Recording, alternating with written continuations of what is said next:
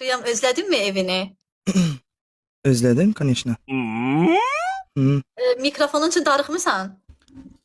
Öptüm, biraz öptüm bunu. Mikrofonunu öpdün? Evet, ben darıxan her şeyimle öpürüm. Birinci evimle öptüm. Hı. Sonra Sonra? mikrofonumu öptüm. Yorğunsan? Yorgun idim.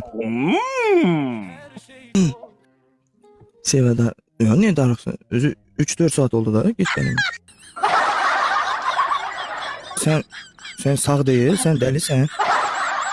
Dalla şorga olmasa, kaydı beyni playman, eski Anam. deyni köynesi, Bas, bas, deyni basalım. balla beynisi. Basalım.